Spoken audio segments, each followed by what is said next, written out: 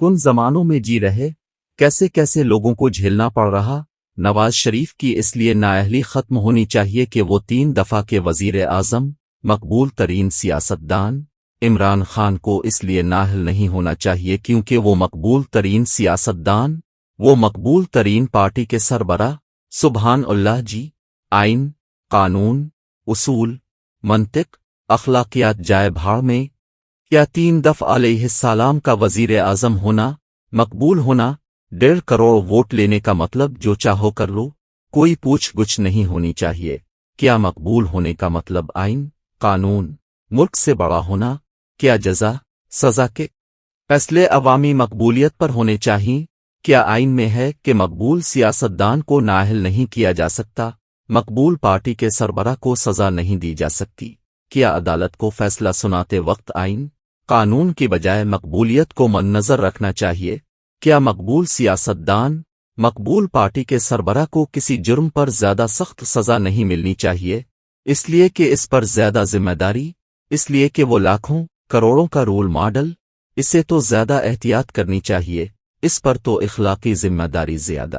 نہ جانے کب سے رونا رویا جا رہا، ہائے ہائے نواز شریف کو اقامے پر سزا دی گئی، ہائے ہائے انہیں بیٹے کی بند کمپنی کے عہدیدار ہونے پر سزا دی گئی، ہائے ہائے انہیں وہ تنخواہ ڈکلیئر نہ کرنے پر سزا دی گئی جو انہوں نے لی ہی نہیں۔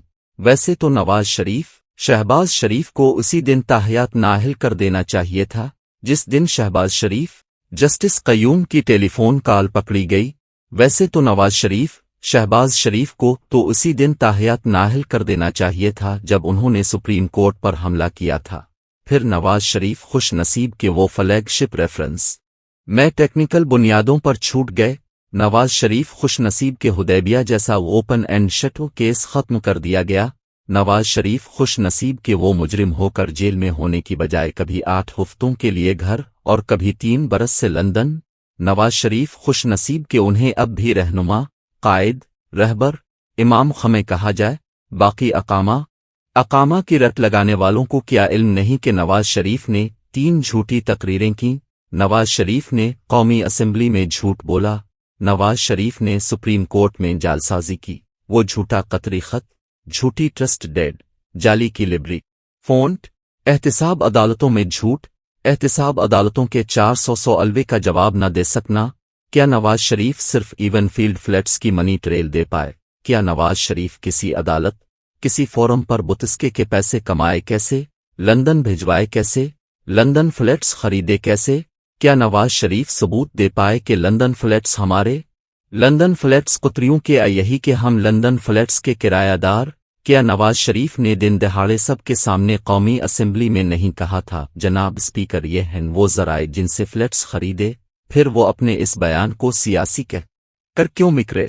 کیا نواز شریف نے خود نہیں کہا تھا کہ میں کیا میرے بچوں پر بھی الزام آیا تو میں گھر چلا جاؤں گا؟ کیا سپریم کورٹ نے یہ نہیں کہا تھا کہ کچھ اور نہیں تو صرف یہی رسیدیں دے دیں کہ یہ فلیٹس قطریوں کے کیوں نہ رسیدیں دے پائے؟ کیا سپریم کورٹ نے یہ نہیں کہا تھا کہ پیسہ لندن کیسے گیا؟ کیا اونٹوں پر بھجوایا کیوں نہ جواب دے پائے؟ کیا سپریم کورٹ نے یہ نہیں کہا تھا کہ اپنے بدینتی کی مکمل سچ نہیں بتایا؟ آپ کے بچے کروڑوں کے تحائف آپ کو دے رہے مگر آپ کو بچوں کے کاروبار کا ہی نہیں پتہ؟ کیا سپریم کورٹ نے اپنے فیصلے میں نہیں لکھا تھا کہ اب کچھ لوگوں کو زیادہ وقت کے لیے، زیادہ لوگوں کو کچھ وقت کے لیے تو بے وقوف بنا سکتے ہیں لیکن سب لوگوں کو ہمیشہ کے لیے بے وقوف نہیں بنا سکتے؟ کیا سپریم کورٹ فیصلے میں یہ شعر سب کو بھولام گیا کہ تو آدیر الفادیر کی نہ بات کر یہ بتا کہ قافلہ کیوں لٹا؟ مجھے رہزنوں سے گلہ نہیں تری رہبری کا سوال ہے۔ نواز شریف کے نام پر اگر کچھ نہیں سب کچھ بچوں کے نامین پر تو کیا 2016 کو نواز شریف نے خود قوم کو نہیں بتایا تھا کہ کرپشن کرنے والے اپنے نام پر کمپنیاں رکھتے ہیں نہ اپنے نام پر اثاثے؟ اب وزیر اعظم قومی اسمبلی میں جھوٹ بولے، سپریم کورٹ میں جعلسازی کرے، منی ٹریل، رسیدیں نہ دے سکے، اسے پھر بھی نااہل نہیں ہونا چاہیے اور اگر نااہل ہو گیا تو اسے پھر اہل ہونا چاہیے۔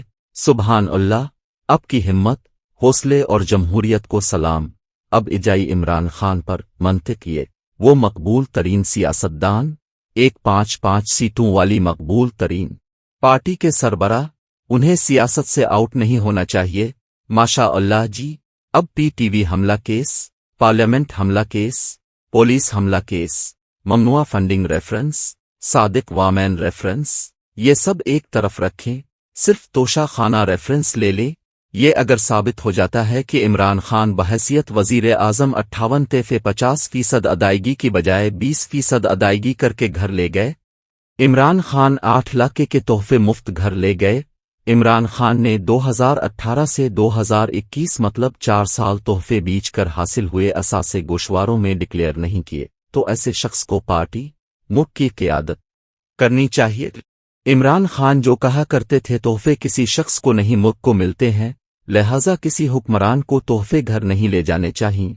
इमरान खान जो रास्त मदीना के दाई, इमरान खान जो बुलंद अखलाकी मेयार पर थे, उन्हें तो औने पौने दामों तोहफे लेने, तोहफे बीच देने पर ही नाहिल हो जाना चाहिए, लेकिन सिर्फ आईनी कानूनी बात कर लेते हैं। तोहफे खरीदते वक्त कानून तोड़ना, तोहफे डिक्लेयर न करके आईनी खिलाफ वर्जी करना, अगर ये साबित हो जाए तो क्या उसके बाद भी उन्हें मकबूल सियासतदान समझकर छोड़ देना चाहिए। एक झूठ बोलने पर सदर निक्सन को घर भिजवा दिया जाए, झूठ बोलने पर सदर क्लिंटन का मुआवजा हो जाए, तोहफे में मिली 2 ऐनकें डिक्लेयर न करने पर कैनेडियन वजीर आज़म की तफ्तीश हो, वो जुर्माना भरे। स्लोवेनिया का सियासतदान एक सैंडविच चोरी करने पर पार्लियामेंट की राकुनियत खो बैठे। सरकारी खर्च पर नाश्ता करने पर फिनलैंड की वजीर आज़म इंक्वायरियां भुगते। सवाबदीद से ज्यादा फंड्स अपने हल्के में खर्च करने पर बरतानवी पार्लियामेंटियन की रुकनियत चली जाए। इंतखाबात में ज्यादा पैसे खर्च करने पर फ्रांसीसी सदर सरकोजी को सजा हो जाए। कोरोना रूल्स की खिलाफ वर्जी करके पार्टी करना बरतानवी वजीर आज़म को ले डूबे और यहाँ लक्कड़ हज़म, पत्थर हज़म, अपने झूठों बददियानतों फराडियों को मुआफ कर दो। क्यों? इसलिए कि वो मकबूल सियासतदान करोड़ों वोट ले। क्या उन्हें करोड़ों वोट उन्हीं कामों के लिए मिले हैं